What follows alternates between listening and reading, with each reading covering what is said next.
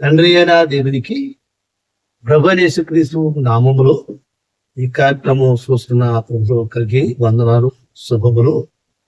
ఈరోజు ఒక ప్రాముఖ్య విషయం ప్రతి ఒక్కరూ మన జీవితంలో, దైనందిన జీవితంలో తెలుసుకోవాల్సిన అతి ప్రాముఖ్యమైన విషయం ఏంటంటే అన్యాయపు సిరి.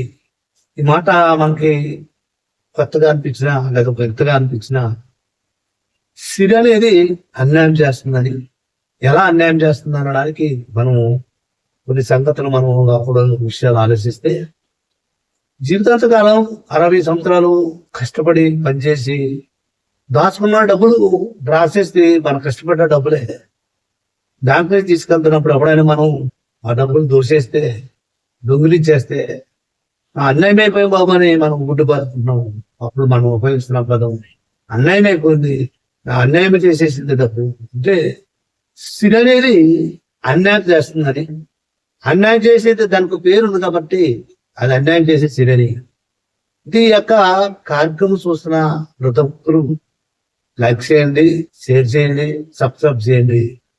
ఎందుకంటే ఇందులో ఒక అద్భుతమైన జ్ఞానం మనకి ఉంది కాబట్టి ప్రతి ఒక్కరు ఆలోచించాలి. అయితే సిరి అనేది ఎలా అన్యాయం చేస్తుంది అనడానికి బైబిల్ ఉన్న మాటలు మనం ఆలోచిస్తే, యేసుక్రీస్తు శరీరధారి అన్న దినాల్లో చెప్పిన సందర్భాన్ని మనం చూస్తే లూకా సువార్త 16వ అధ్యాయము 9వ వచనంలో మనకి ఈ సందర్భం కనపడుతుంది. లూకా సువార్త 16వ అధ్యాయం 9వ వచనంలో, అన్యాయపు సిరి వలన మీకు స్నేహితులను సంపాదించుకోండి, ఎందుకనగా ఆ సిరి మిమ్మల్ని వదిలిపోయినప్పుడు వారు నిత్యమైన నివాసంలో మిమ్మల్ని చేర్చుకున్నారని మీతో చూస్తున్నారు. అంటే అన్యాయపు సిరిని పెట్టి స్నేహితులను సంపాదించుకోండి అంటే, మనం కష్టపడి సంపాదించుకున్న లేకపోతే ఏదో అనేక రకాల మనం సంపాదించిన ఆస్తి ఈ సిరి అనేది మనం మోసం చేస్తుందని, ఆ మోసం చేయకముందే దాన్ని పెట్టి స్నేహితులు సంపాదించుకోండి.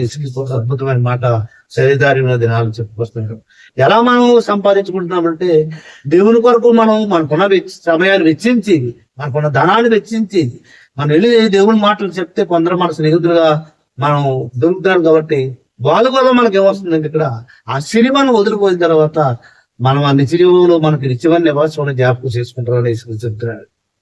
ఎందుకంటే ఈ లోకంలో ఈ సిరిని సంపాదించడానికి అహర్నిశలు మనిషి జీవితాంత కాలంలో తన జీవితం శాశ్వత జీవితంలో లేదా 60 సంవత్సరాల వరకు కష్టపడుతూనే ఉన్నాడు.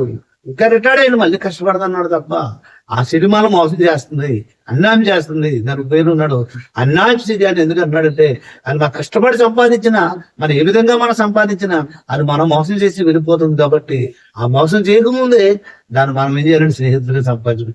ఈరోజు ఒక దేశంలో ఉన్న ఆ కరెన్సీ మరో దేశంలో మనకి ఉపయోగపడుతుంది. ఈ ఓపెన్ నోటు గల్పంటర్లు వెళ్ళలేదు, మనం ఆమెకు వెళ్ళి మళ్ళీ యొక్క రూపం మనం మారకమంటున్నాం, దాన్ని ఎక్స్చేంజ్ అంటున్నాం.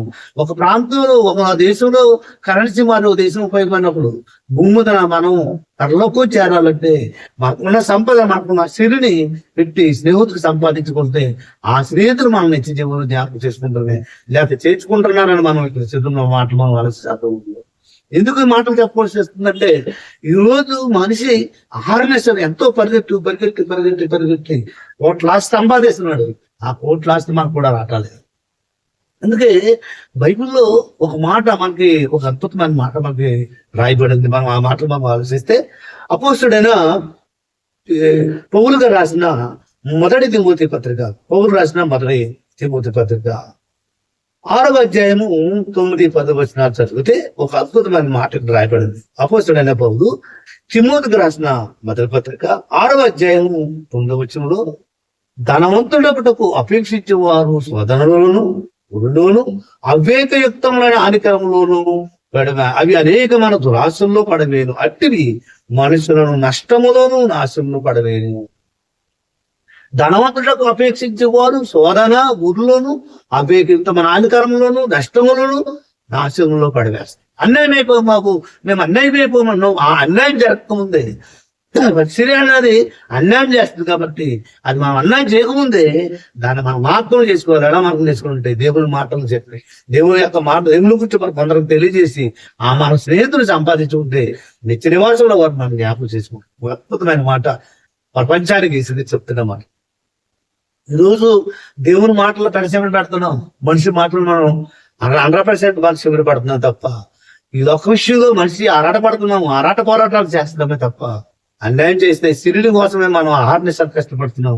ఈ అన్యాయం చేసి సిరిడి పెట్టి మనం స్నేహితులు సంపాదించుకుంటే మన నిశ్చయం దొరుకుతుందని యేసుకి చెప్తాడు. పౌలు చెప్తున్న మాట మనం చూస్తే ధనవంతులకు అపేక్షించేవారు శోధనలను ఊర్లోను అవివేకయుక్తమైన హానికరములు పడవేను అట్టివి మనుషులను నష్టములో నాశనం పడవే. 10వ వచనంలో ఎందుకనగా ధనాపేక్ష సమస్త కీడులకు మూలము కొందరు దాన్ని ఆశించి విశ్వాసం నుండి తొలగిపోయి నానా బాధలు తాము పొడుచుకునేది అనేది. ఎందుకు మనం ఈ మాటలుంటే మనిషి ఆలోచించే విధానాన్ని మనం చూస్తే నలుగురు వెళ్తున్న దారిలో మనం చూస్తున్నామే తప్ప అందరూ సంపాదిస్తున్నాడు నేను కూడా ఎంచగల తక్కువ టైంలో ఎక్కువ సంపాదించాలన్న ఆర్డెస్లకు దేవుడిచ్చిన జీవితాన్ని ఈ జీవిత కాలాన్ని ఆ సిరిని సంపాదించడానికి ఇచ్చేస్తున్నాము తప్ప మన జీవితాన్ని ఇచ్చిన దేవుణ్ణి అక్కడ పెడతాం.